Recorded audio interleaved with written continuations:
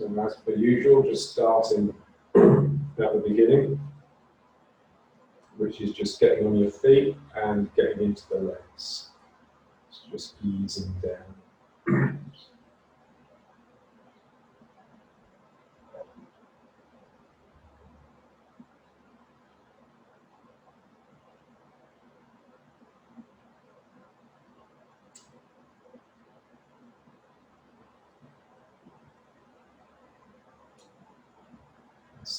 So it's just opening the legs. That's the most important thing, really. Getting down and getting them open.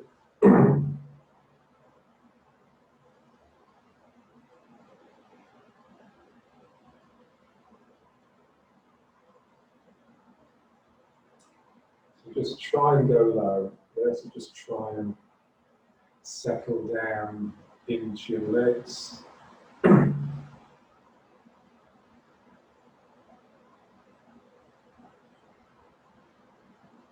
So that's okay. So now just going from leg to leg now, but just try to feel as though your dantian is just heavy and like with a moment of inertia. So it doesn't really want to move. So the easiest way to get my weight in this leg is just to lean over a little bit. So don't worry about keeping your spine vertical.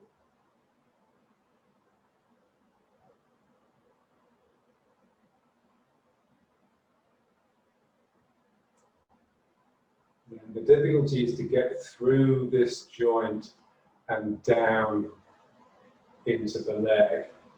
So it has to really fold here. So when I lean over, so most people when they will lean over the leg will lean over like this. So there's a sense of the leg straightening as they lean over. So we want the opposite of that. So as we lean, we actually bend here. So we break at the hip. And with this real sense of like something inside here is trying to reach down to the foot.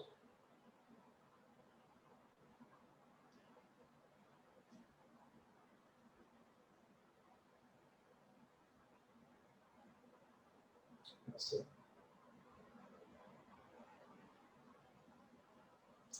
And just feel like there's someone behind you with their hands on your shoulders. And they're just pressing down through you, not hard, but just insistently. So here, you can't afford to go too low because you may never get up. So as you come into the leg, you have to be very conscious that your leg needs to spring you back.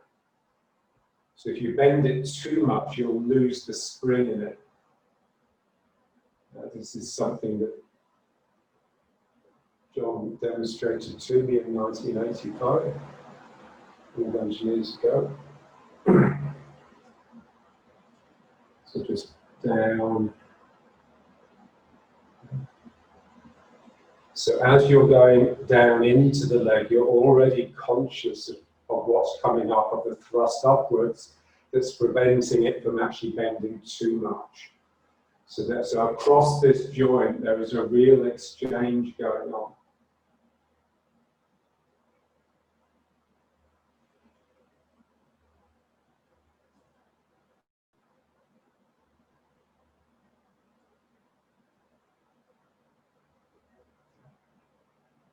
And just have your feet splayed out, at least to the corners, and that will encourage your knees to be out.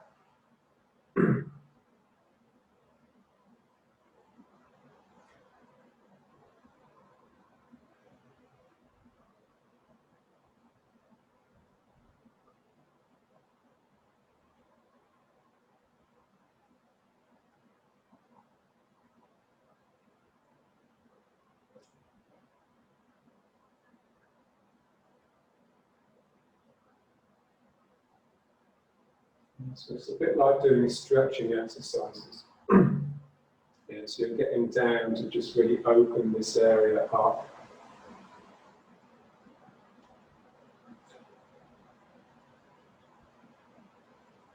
Yeah, so you want to try and become aware of just how, when you connect with the ground, energetically, your mood changes.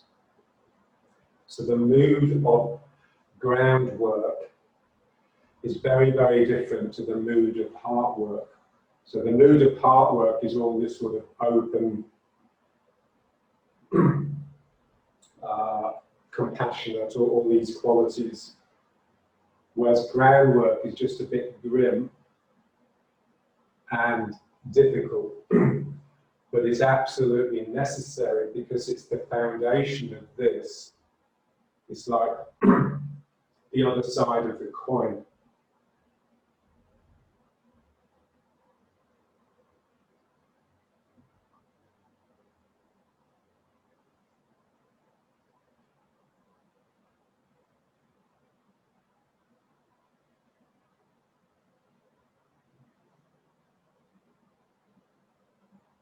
Yes, it's like when you see a spiritual teacher and you know, they look all sweetness and light. They have these nice smiles and these shiny eyes. But that's that's only because they've done loads and loads of real suffering work. So that's the end result. So the spiritual is the end result of working with your own resistances. And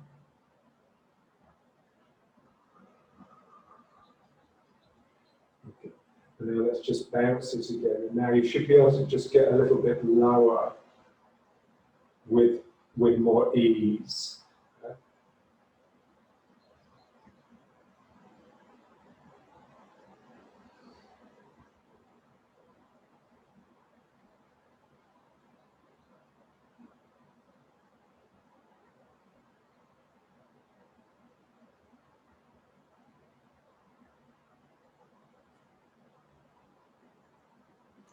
Again, just imagine those hands on your shoulders. So you can just bring your hands up to here, and then just imagine there's someone else's. It's quite easy to do, because we're not used to having them here, so anything that's unusual really sort of wakes you up. So something's bearing down through your body.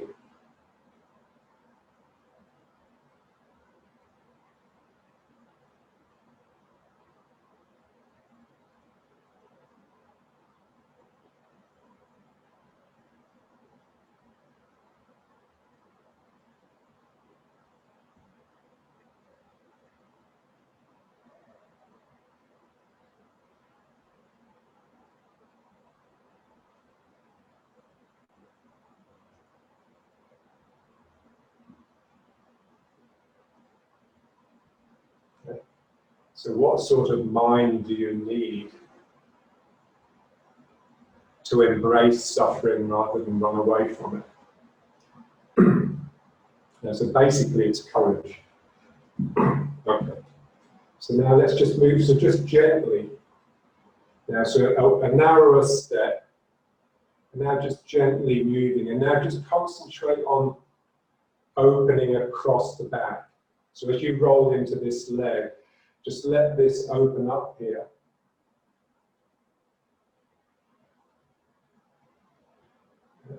So instead of coming into the leg and compressing this joint, you're now coming into the leg and opening the joint. So there's almost a feeling that the energy is rolling around the hip. So you're also, it's beginning to get into like a figure of 8. You can think of it going around the foot or going around the hip.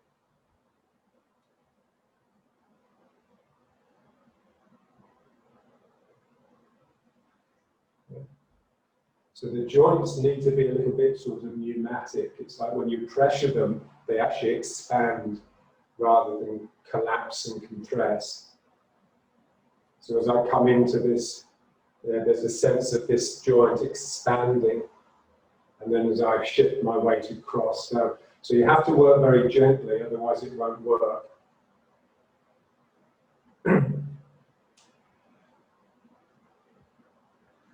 And again, this is just spirit, yeah? So as you're pressured, something is roused in you. So as I pressure this joint, it expands, it protects itself.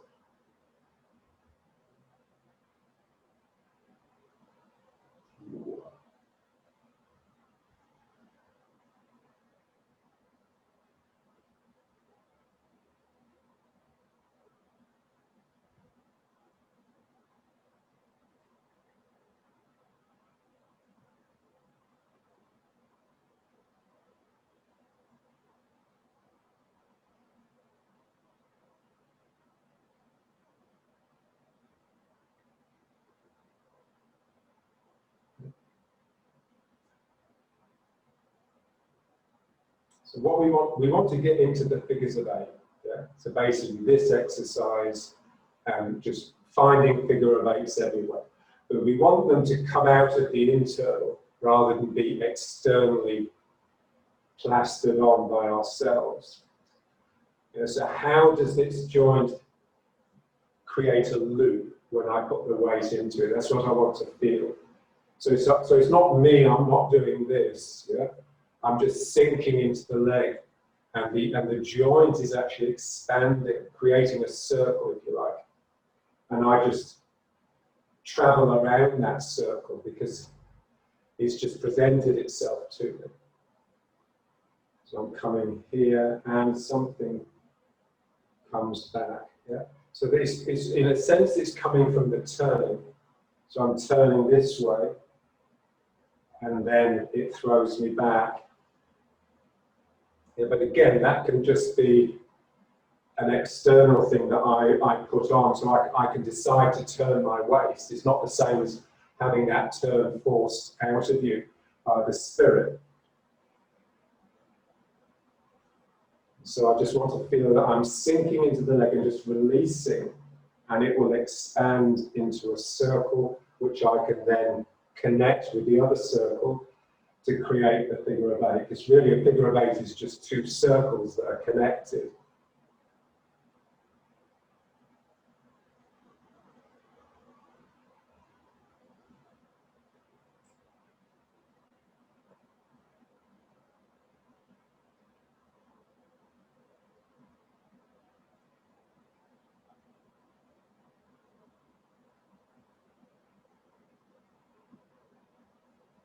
And all the time, you know, I mean, everything we do really is very dependent upon that feeling of sinking.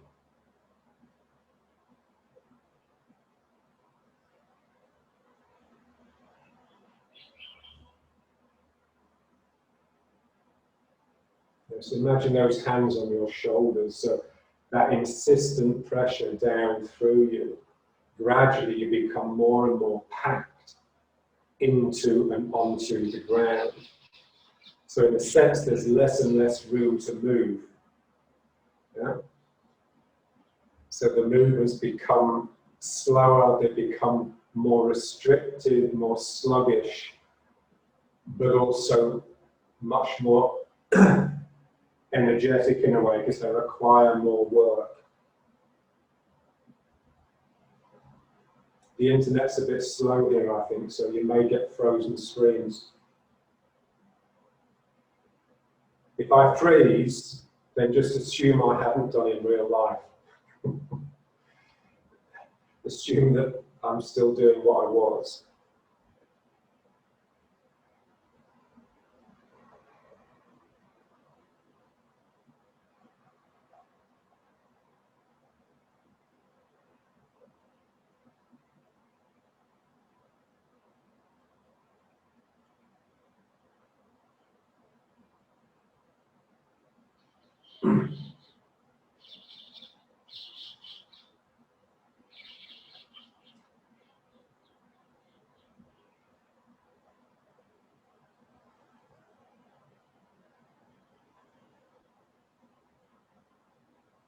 Okay, now let's just come back to this and just bouncing again.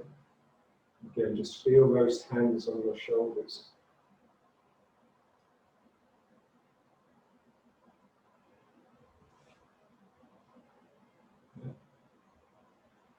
So this pressure, we're putting ourselves under pressure, not to make ourselves depressed, but to actually make ourselves fight back.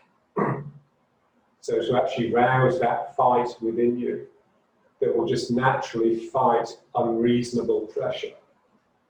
So we're putting ourselves under unreasonable stress in order to find that protective element that will actually spring back. So it's exactly, you know, when athletes, before the race, they'll actually scream at themselves, hit themselves, just to rouse that fight within themselves. Their spirit is just fight.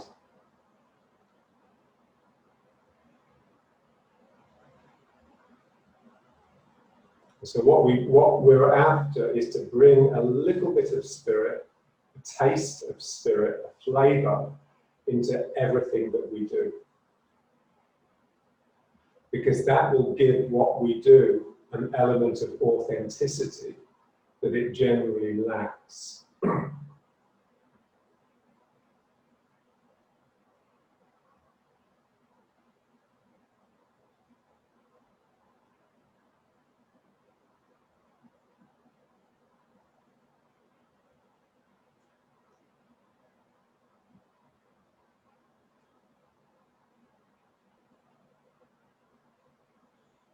So it's a bit like trying to control a wild animal. It's not really possible. You can have sort of an element of control. But we have to become real experts at rousing it. We have to become really good at getting angry. But not angry with anything, just anger for its own sake, anger for the sake of the energy it harbors.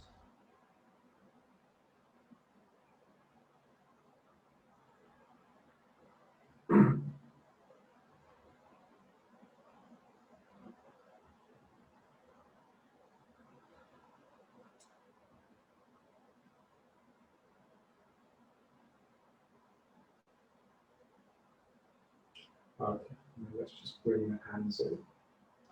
Okay, now if it's difficult to stay in a posture like this, then just bring your feet up.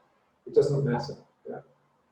It's just that, you know, it's normally only in a class situation that we actually have the courage to actually persist with a posture longer than a few seconds, because we're so used to letting ourselves off.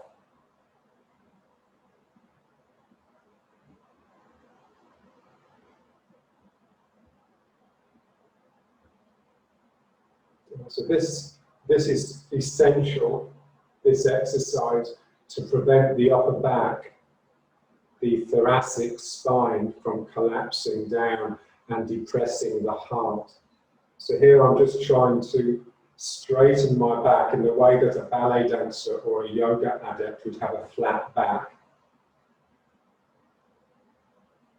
And their heart really just leaps up, it connects to the upward. Now that can quite easily become an arrogance, and so that's the problem with it if you work on it too much, but we don't need to worry about that. You'd have to be doing this 5 hours a day for it to actually turn you into anything other than you are. So this is, you know, it's just reaching up and just feeling this expansion across the chest.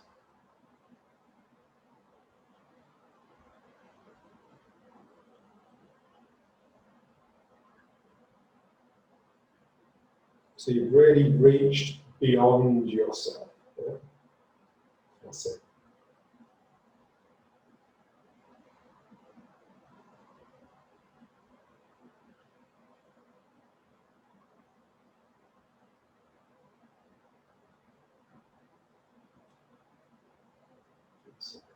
And again, just feel the mood associated with it. And so very different from just sinking into the legs.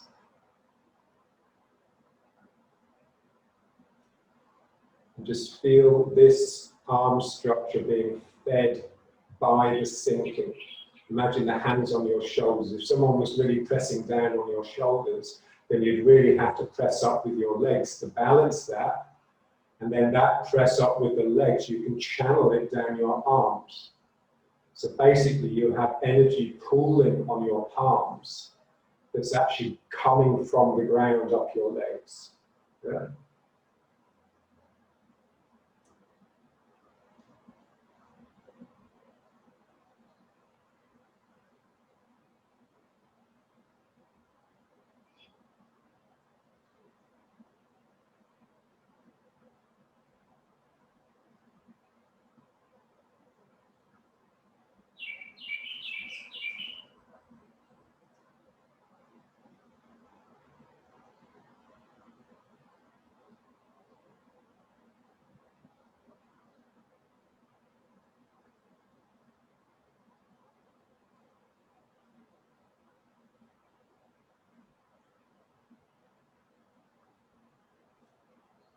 So feel the difficulty of it rather than the ease of it. It shouldn't feel easy. It should feel like you're really pushing against something, and that is rousing the anger in you. So that little bit of that little bit of frisson.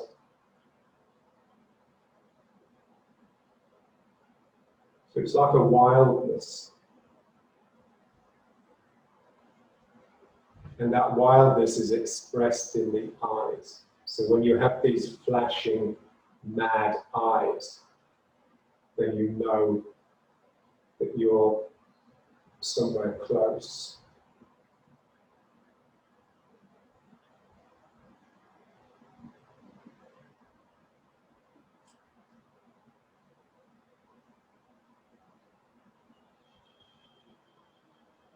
So just feel the lower back. So as you reach up with the hands, the lower back has to be really quite strong.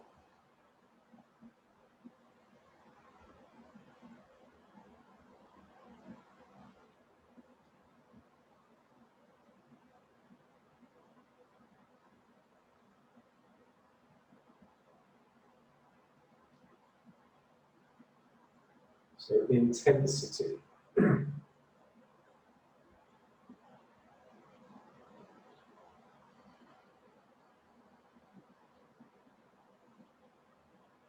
So just repeating something in order to build up the internal content, to make it sing with spirit.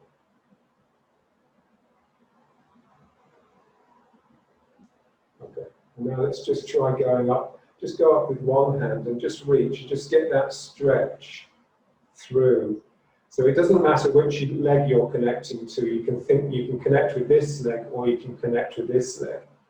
They're both connected to this arm.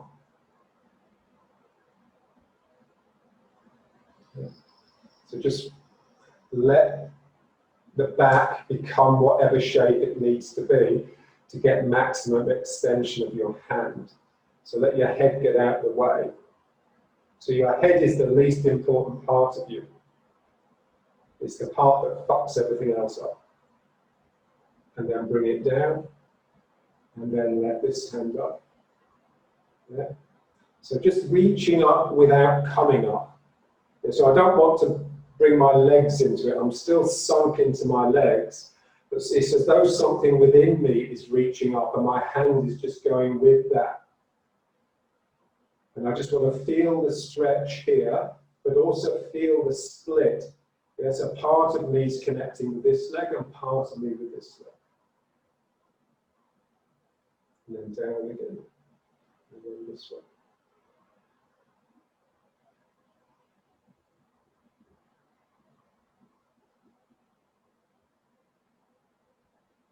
Yeah, just little movements, yeah, so little movements to try and help it ease open.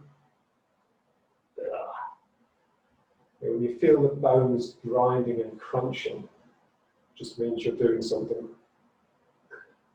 And something is always better than nothing. Okay, and then down this one.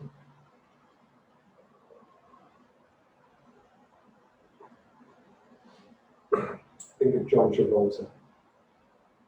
Just need a nice white suit. There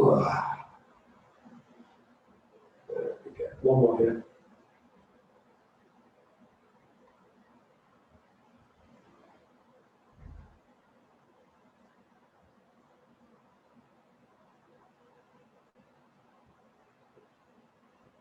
And one more here. Whew.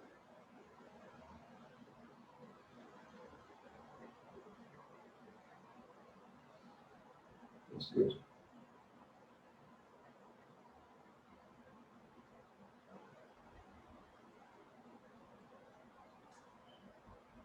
Yeah, so ideally, you'd be doing this with a partner. So you'd be doing this, they'd just be coming around, just placing their hand on various parts of your body that look like a little bit problematic. And just that touch would help you just soften and release.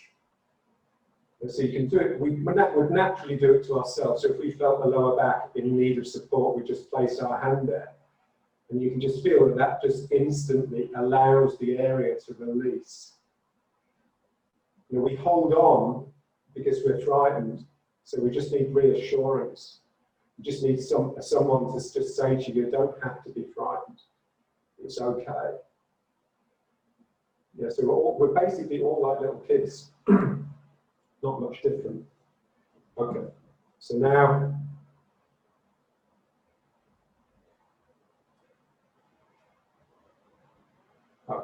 we'll just move from leg to leg. But now, so this image of someone pressing down on you is actually very useful. Because basically, if you're just standing like this, then one is never as sunk as one needs to be. Yeah. So in order for me to be, properly sunk, then this would have to be completely quiet and I would have to be completely in my body. Now it's not. Neither of them are true. And so we have to find a way of working that will actually help this become quiet and help myself come in my body. So this is why the other person is very useful. Because if they just put their hands on your shoulders and press down a little bit, then it just helps you. And you realize, shit, I wasn't sinking. All this time I thought I was sinking and I wasn't sunk. It just wakes you up to your own body. Yeah? So we want to find ways of sort of doing that on ourselves a little bit. So when we come into the leg here, just try and use this leg. So really straighten this leg to push yourself more down this leg than your weight. Yeah. So just aim for the straight and the bent. So don't worry about anything else. So just, and again here, just push. So you're just trying to get this leg completely straight and this leg bent. And then across here.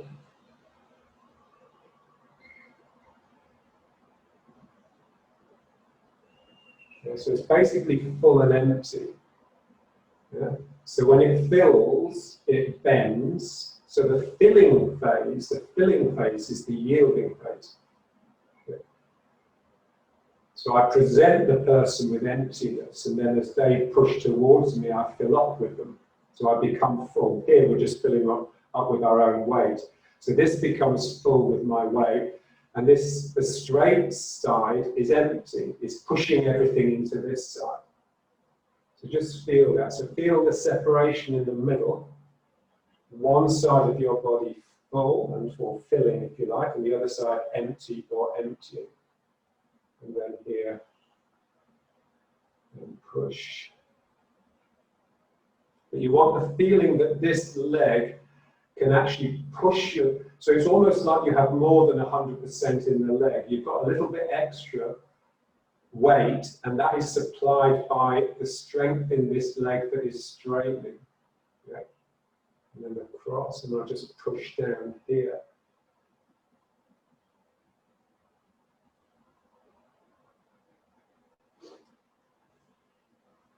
So it's exactly the same as having someone else pressing down into you. But we're just trying to, in the absence of another person. And remember, your solo practice is always an absence of another person. Then we have to find ways of doing it for ourselves. So here, just press.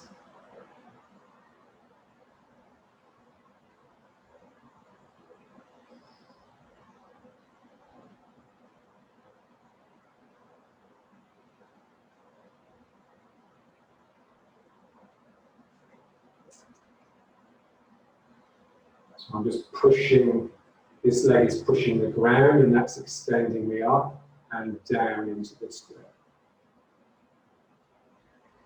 And so again, this is basically just yoga. It's just the warrior poses of yoga. You know, remember their back legs are really straight, their chests are really open.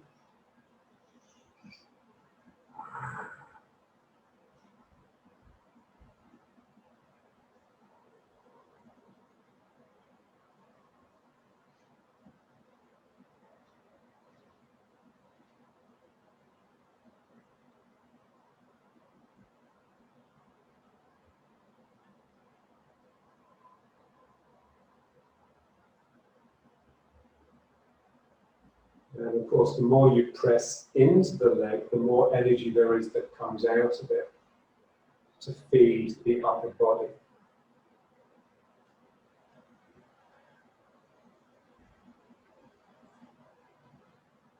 So there's something sort of passive about sinking. It's like you're just letting go and letting gravity do it for you.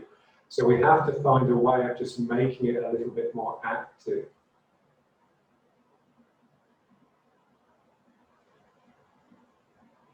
But it's important to get the passive element first. So here, I'm going down into the leg.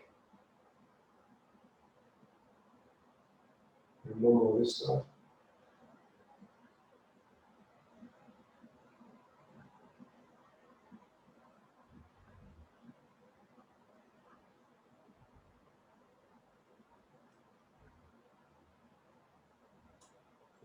So a soft way of working on this is just with the stick or two sticks. Yeah, so if you've got a stick or two sticks, then if you don't, then you can just imagine that you have. It doesn't really matter. Yeah, so basically you're just moving from leg to leg. But you imagine that you're using the pole. The poles are rigid. You're imagining they're rigid. Obviously they're not. They can move around, but I just move from leg to leg. Now, as I move into this leg here, then obviously this side straightens because it's getting further away from it. Yeah. So you can feel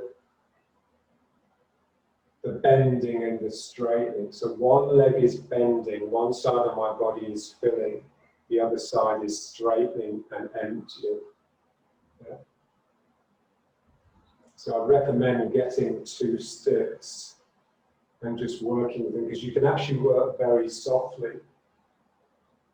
And it's really quite interesting, because even though you're not really using the stick as support, it's offering support, it's giving support simply by being in your hand and having an end that's connected to the ground. And you can feel, you know, if you were then to put the sticks down and try doing it without, it would feel quite different. So I'm moving into this leg.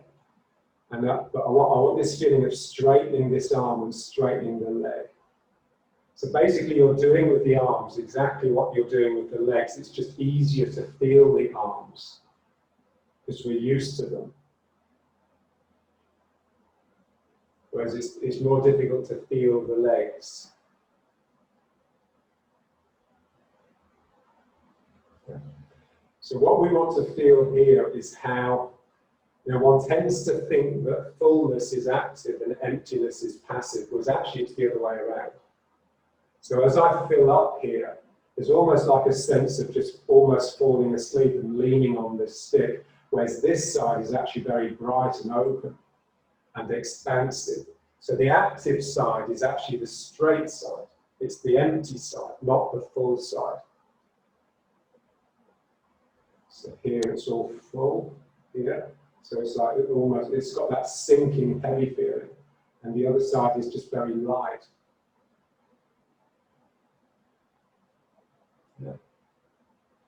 So this is what's difficult, because our minds are so dualistic. So dualistic doesn't mean in two minds, it just means you're choosing one over the other. Yeah, so when we're working with two things like this, we tend to concentrate on just one of them, which is fine to start with. You know, you can just feel the fullness and work on the fullness. So, okay, this is full, and then the fullness moves into the other side. But then you just want to have a mind that can actually do two things at the same time.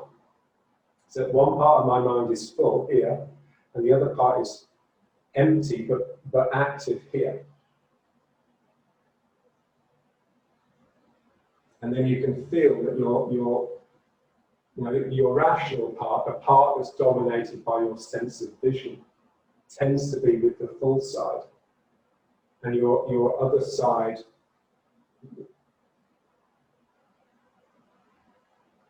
just naturally knows that if it gets, it just needs to, you need to turn a blind eye to what's happening in your empty side. It's almost like you need to turn away from it. Otherwise you encumber it with your ideas about what it should be. Yeah, so all the time we're just wanting the internal to make an appearance, unsullied by our own opinions and our own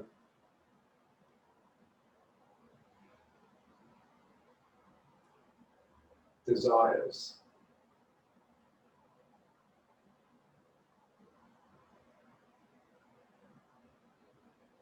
There's a famous English psychoanalyst called Wilfred Bion, and he said the analyst, the therapist, must be free of memory, desire, understanding, and expectation. Yeah? So basically a mind that is completely open and empty so that anything can make an appearance.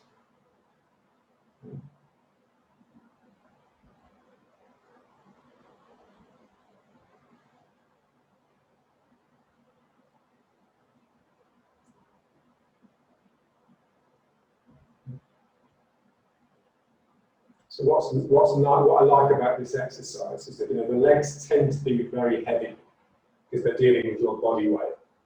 So they tend to be heavy and lumpy and they get congested. Whereas here, what's happening in my upper body is completely light. I've just got my thumbs resting on these sticks. So I've got this real lightness above and heaviness below. And so I'm getting this separation. Ooh.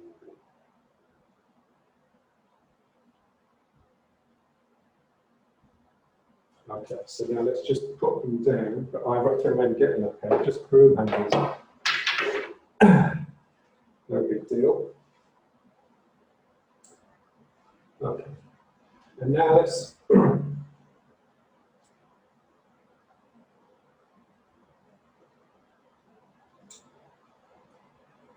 so let's just stand for a while, but we want to stand and relax. Yeah. So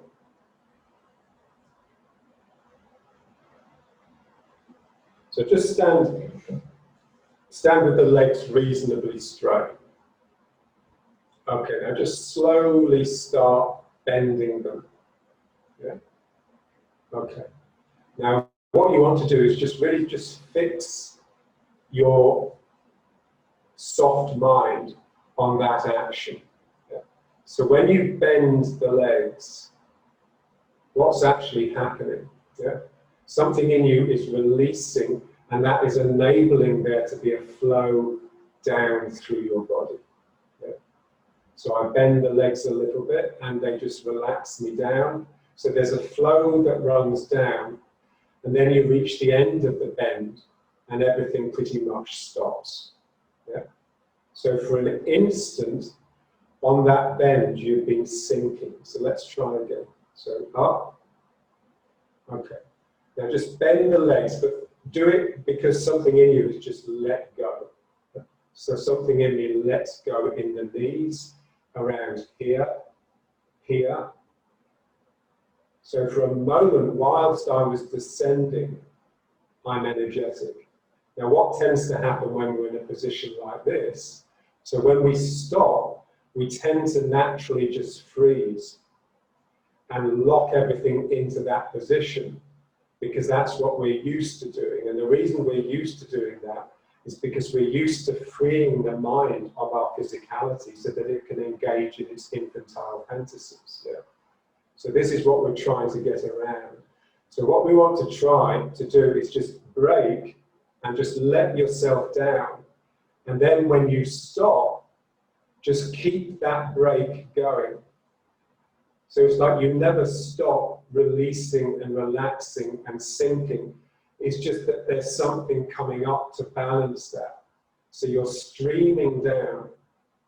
It's like a waterfall falling, cascading down around you. And the reason you've got there is because you're right at the very edge of your strength. If you were to relax anymore, your legs would just buckle and you'd fall down. Yeah. So this is one of our principles, is that you're at your most active and your most energetic and your most energetically capable when you're at the point of failure, not when you're feeling strong and confident. When you're feeling strong and confident, you have plenty of force at your disposal, but it's not energy. Yeah. So here I'm just relaxing. I'm trying to keep the relaxing going.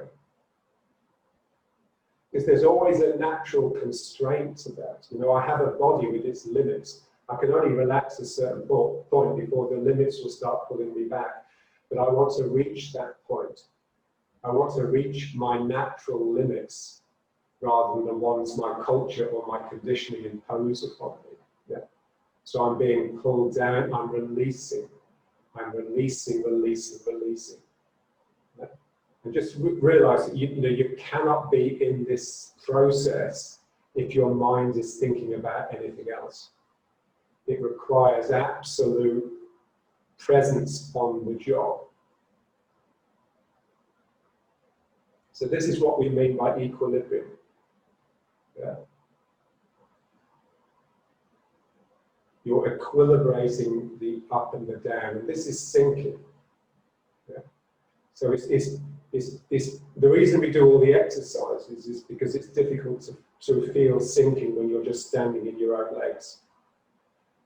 Because we're so used to standing in our own legs, we're so used to locking everything out.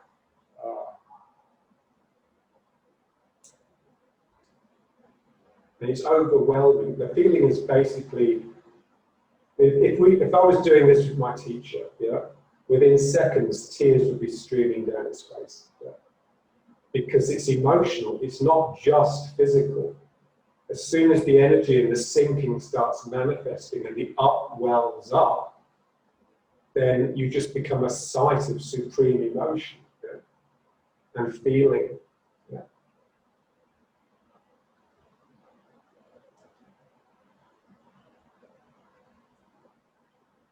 I remember once when my son was little, and I used to bring him to Tai Chi, and one day I left. It's on a Saturday. I left at 6 o'clock, and then realised by 8 o'clock I realised we'd left his potty there. Yeah. This is when we were in Highgate.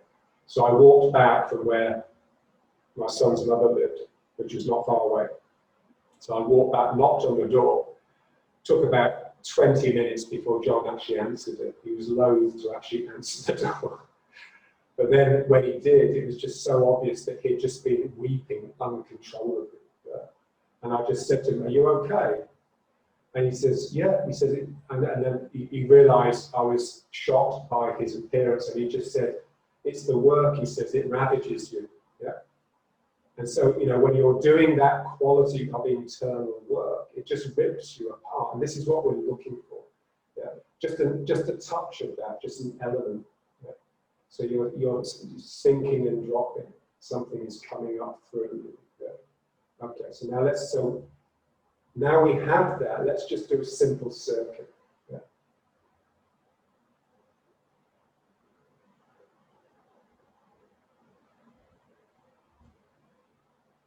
So just up, out. And so it's like you're dipping, here you're dipping down into the ground, and then you're just bringing that up into your heart, and then just letting it come down into the belly. And then up again, you're connecting with the heavens, you're encouraging the heavens to rain down around you.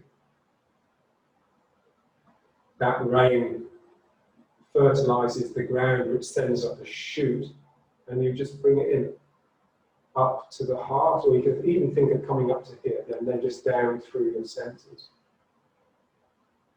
Wow. And then back up. Whoa. It's just think of inscribing a heart. It's like you're just drawing a very big heart. And you want it to reach the ground, at least in your imagination. And then up here. And then down. You can either go down to the heart, you can go down to your belly. All the time you've got that feeling of the legs about to buckle underneath you. Without that, you won't get the shake, what John used to call the shimmer. And his two favourite words were shimmer and linger. Yes, the shimmer is just like the shake of a mirage, the shake of, that sort of arhythmical shake. It hasn't become rhythmical. And linger just means to dwell, really. It's what Heidegger would have called dwelling. So just being able to be content and settled within your own being, rather than hankering after entertainment all the time. Wow. So just here, it's like you're splashing your face with water, and that water trickles down into the heart or the dantian, and then you just start the whole thing again.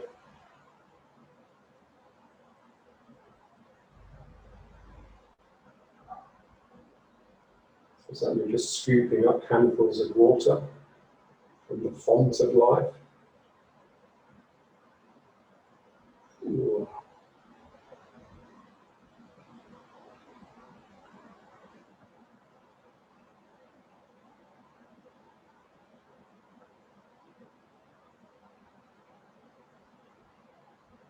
Yeah. And if you wanted to just go sort of up a notch in intensity, then just come off your heels. Yeah. So if you come onto your toes, then it will just be that much more spirited. You'll just have, it'll be also, you're much more likely to lose your balance, of course, but that's all part and parcel. Yeah.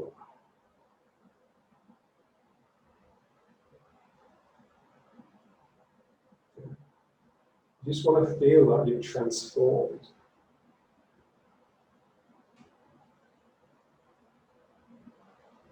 You become something else. You become a wild animal.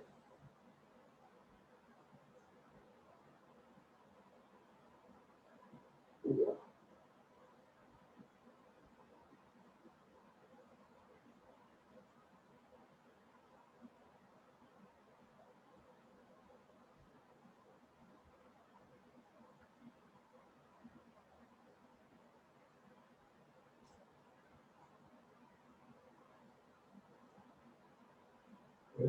So if it feels nice, if it feels all expansive and got a nice feeling, then just keep it going until you find the awfulness underneath it.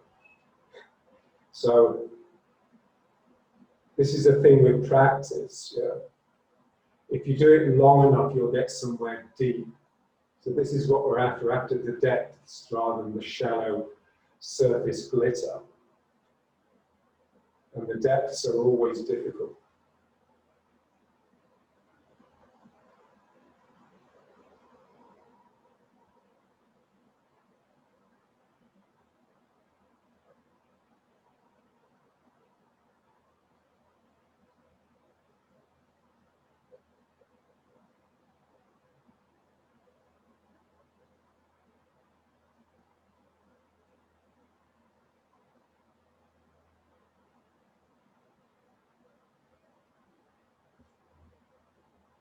You just got to find the shape.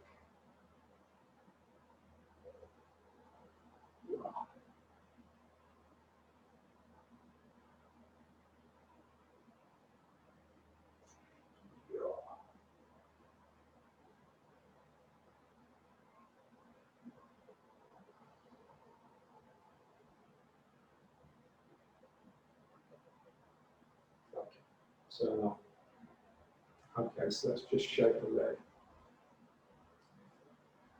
So just lean over the leg and just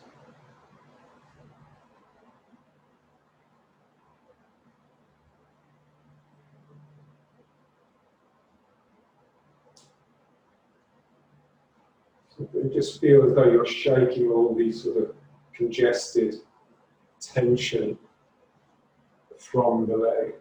Yeah, they tend to get tightened. But it's a tightness you should just be able to release at the drop of a hat.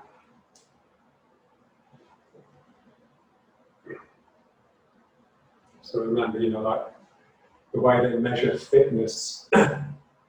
So like fitness is measured by the speed with which your heart rate comes back to normal, having reached a high frequency. So you exercise until your heart's going 10 to the dozen, and then you stop, and the speed with which it comes back to normal is a measure of your fitness. So it's like here, the speed with which your legs can just let go of that tension. It's also a measure of power. So power is just, just how quickly you can mobilize your energy. So that requires you to be able to go from completely tense to completely relaxed very quickly. Okay. So now let's just do something easy. So let's just, but again, just try and keep this in the middle. So the same principles as before. So hands on your shoulders, driving down. So remember, what comes up is not the energy, it's the spirit. So they say, keep the chi down, and your spirit will become internally excited.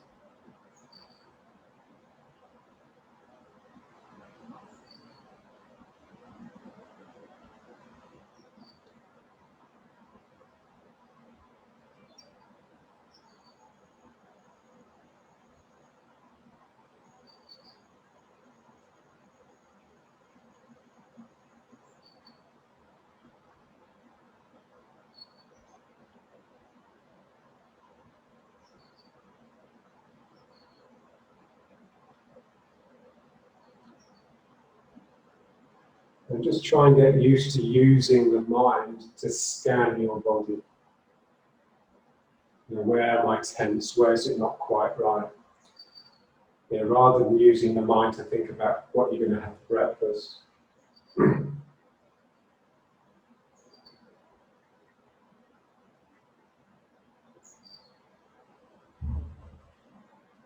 So the mind is really just a container.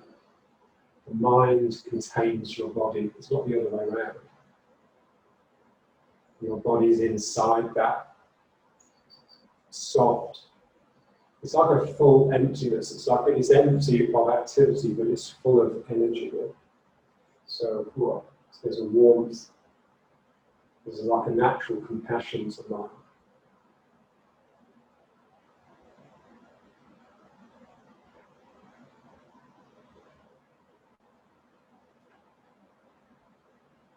It's right, the Dan Chen has got, it's almost inanimate. John used to say it's like molten rock. It's like, think of granite as it's hardening. So there's something almost granitic or mineral about the Dan Chen.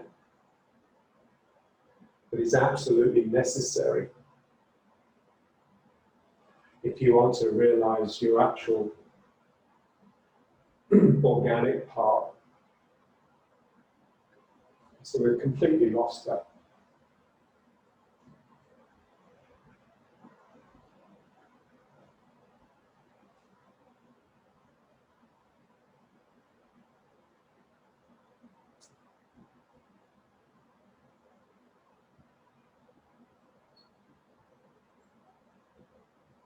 So the modern mind is just so tiny.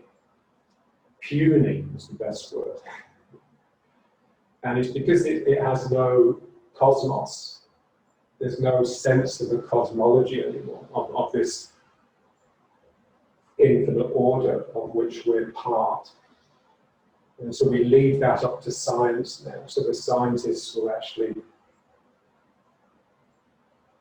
worry about the cosmos so that we can worry about our health and our wealth. Yeah. But it's not a matter of just, it's not a matter of information, it's a matter of faith.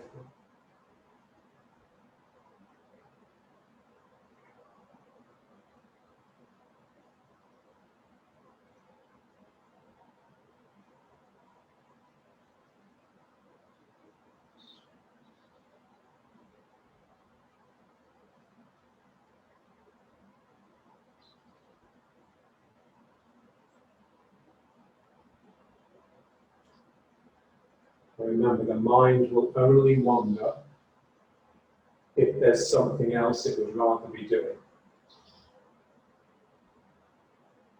When the mind is happy where it is, then it will be where it is.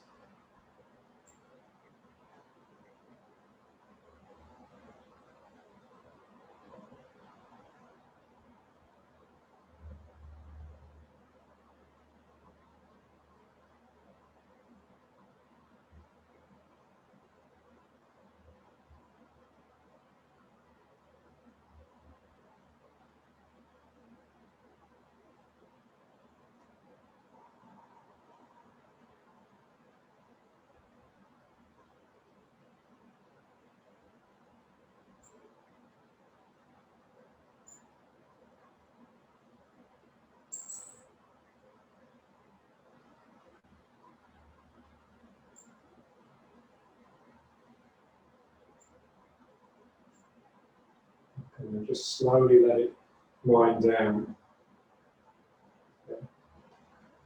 So remember, when the mind is quiet and it's on the job, then it acts like a lubricant which lubricates your body.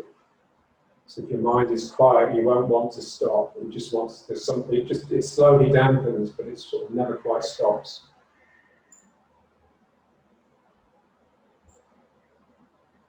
So to actually stop it, you actually need to stop it. Physically, you just say, okay, fuck it, that's enough. Okay, so now let's just work on the opposite a little bit. So now the head's suspended. Okay. So the head's suspended from above. So just, you're still sinking, but you're sinking from above rather than into the down. So you're sinking from the up rather than into the down. And you're just using these leg movements to just loosen this whole area up. Okay. So remember, we just want the hips to just float inside this space here. They're not locked in position by strong legs. I've got real freedom of motion within this area.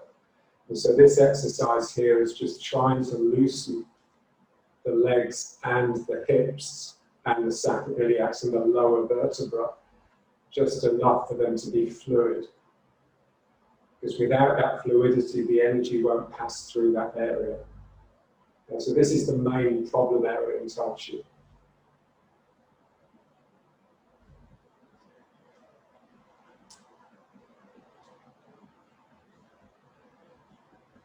It's just this feeling of, yeah. So we tend to have lost this because we've lost heaven, of course. Yeah. So there's no sense now of there being anything above us other than empty space. Yeah, so any cosmology worth its salt is just very aware that we are nothing compared to what there is. Yeah. So, you know, the whole idea of a cosmology is that you actually open out into the vastness. So humanism is all about reducing that vastness into a small sphere of human endeavor. So it's like becoming a big fish in a little pond. So if you reduce the size of the pond enough, then you feel big, you feel strong. Yeah. So the whole idea of spiritual work is that you actually increase the size of the pond. You're always increasing. You're always feeling yourself less and less. And then the only thing that matters is spirit. because everything else is negligible. Yeah? So it's like you become an infinitesimal, you just become a spark. Yeah?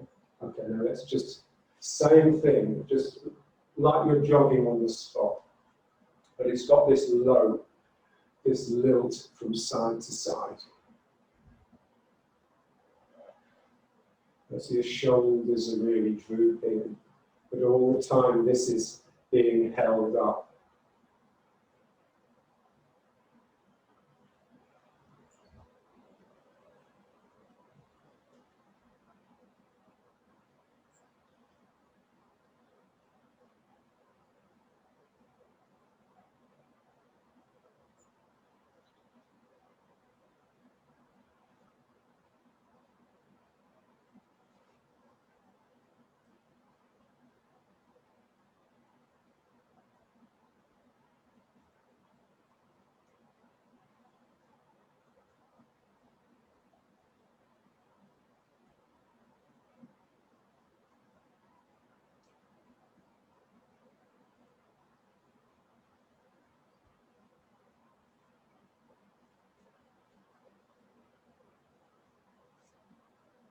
That's it. You just want it to be a bit silly. And so it's just loose, and so it starts threatening to sort of fall to pieces. It's like you just become this loose bag of bones. That if you stop doing this, you just cut this sack of bones would just collapse on the floor. So what keeps you together is this exercise. You're just incredibly loose. And you think how many bones there are in the body, it's quite a lot. So it's like we want to loosen every one relative to its neighbours. So we want a degree of independence in every bone. So wherever you feel a lump, wherever you feel a few bones fused together in tension, then that's, you just put the mind there. You just notice it and you laugh about it. And in time it will just loosen.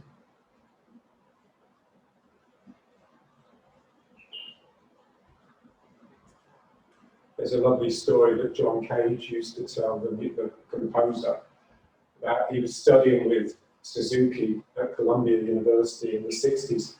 And he was smoking 4 packs of cigarettes a day and he wanted to give up, but he was finding it very difficult, as you would if you were smoking 80 packs a day. And so he asked Suzuki how he could manage this.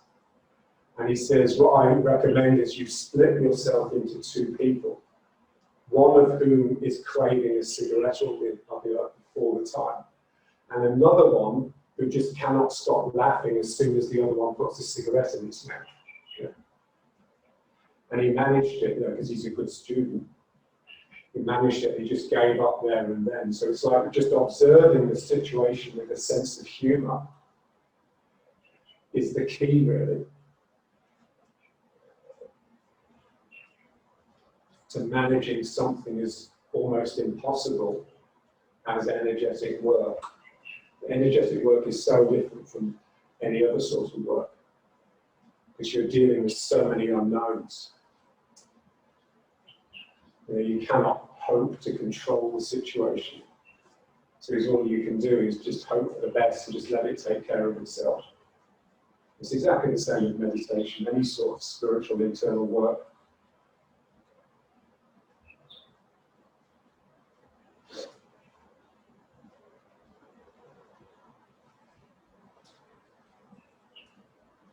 That's it. Then you see, just play with this. So when it starts getting a bit, just let the knees come up a bit more.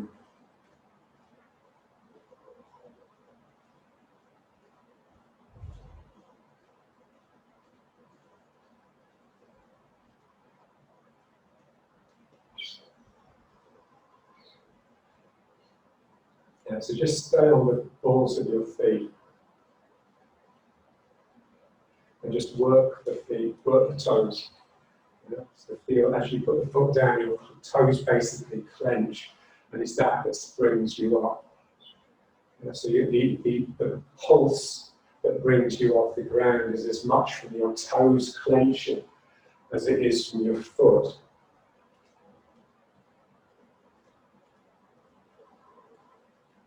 And then just bring the arms up.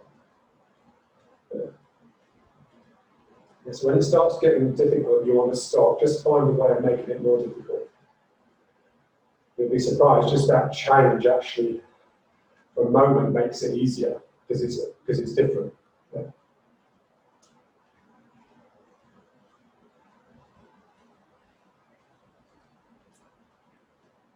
It's a bit like a rain dance. Yeah. You're just imploring the heavens to open up and just cast the grace down upon you. So you're just calling the Holy Spirit with it. But you're using the energy from the ground to make that call.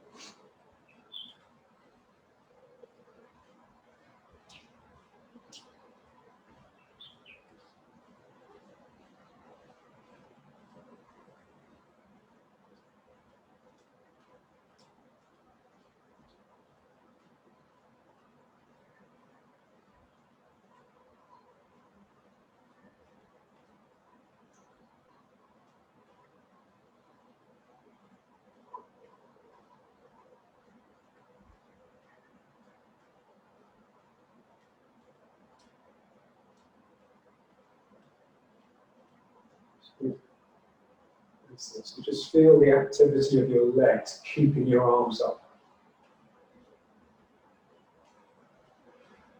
And so somehow it would be more difficult to keep the arms up if you actually just became still.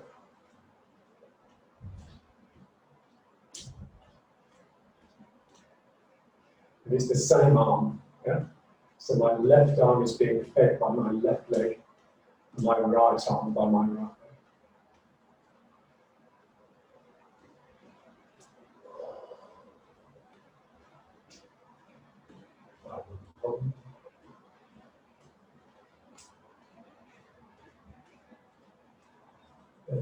Just need to put on some tribal music.